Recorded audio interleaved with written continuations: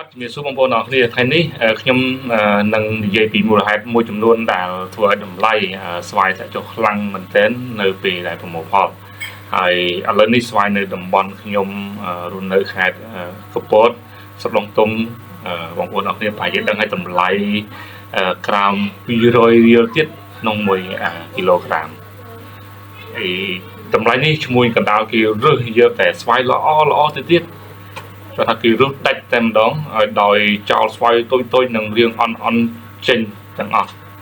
ហើយនេះគឺជាវិធានបទដែលខ្ញុំនឹងនិយាយជាភាសាអង់គ្លេសសម្រាប់អ្នករៀនកម្រិតដំបូងផងដែរនៅកម្ពុជាបងប្អូនអរគ្នាដឹងហើយផ្លែឈើក្នុងស្រុកដូចជាស្វាយនេះមានតម្លៃទាបណាស់ពេលដែលកសិករលក់ចេញនៅរដូវប្រមូលផលហើយវាកាត់ឡើងដោយសារតែមូលហេតុជាច្រើនក្នុងនោះទី1ជាការសង្កេតឃើញខ្ញុំគឺស្វាយមានច្រើនពេកនៅរដូវប្រមូលផល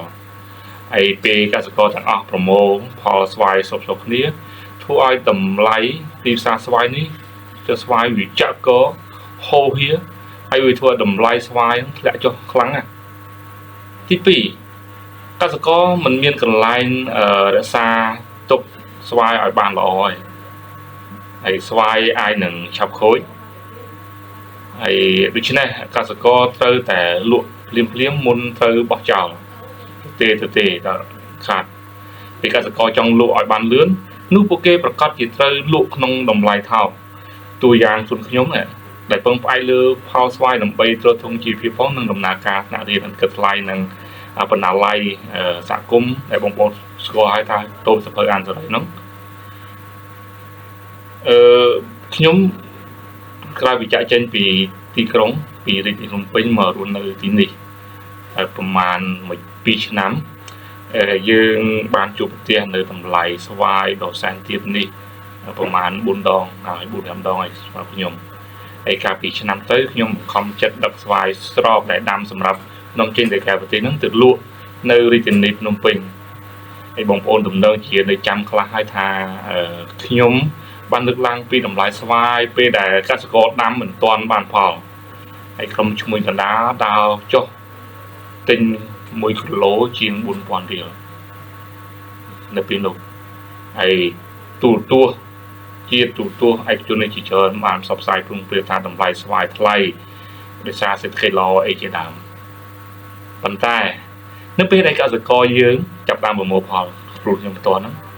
នៅរយៈពេល1ខែក្រោយមក1ខែ9ខែ10ស្វាយសពទាំងនោះធ្លាក់ថ្លៃមែនទេបងប្អូនអរគ្នាក្រោម500រៀលទៅទៀតហើយផលទី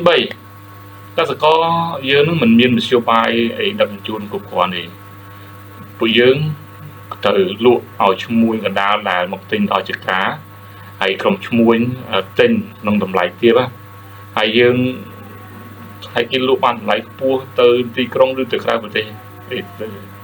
ឧទាហរណ៍ខ្ញុំជួលឡានដឹកស្វាយមួយជើងជាង 40,000 រៀលដែលជាតម្លៃខ្ពស់ហួសប្រមាណព្រោះតែយើងនឹងពុំមានជំរឿអីហើយលើនេះទៅទៀតកសិករយើងមិនមានទីផ្សារធំលក់ចេញនោះដែរកសិករលក់តែក្នុងភូមិឬក៏តំបន់ជិតខាងឬក៏យកទៅភ្នំពេញអីក៏ណាហើយគ្មានអ្នកទិញច្រើនទេបងប្អូនអរគ្នាដូច្នេះតម្លៃពីនៅតែទាបកសិករជាច្រើនមិនដឹងពីតម្លៃពិតនិងទីផ្សារឡើយពួកគេទាំងខ្ញុំអីហ្នឹងយើងត្រូវការតែបានប្រាក់ឆាប់មកហើយក៏ពលរដ្ឋយើងមួយចំនួនហ្នឹងអត់ចូលចិត្តធ្វើការរួមគ្នាទេដើម្បីបានតម្លៃល្អអីនោះដែរ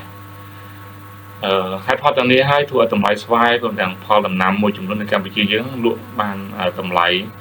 មិនល្អទេជាពិសេសនៅពេលរដូវប្រមូលផលហើយដើម្បីអាចជួយកសិករវិធីការកន្លែងទុកដាក់ត្រឹមត្រូវការដឹកជញ្ជូនងាយស្រួលនិងតម្លៃថោក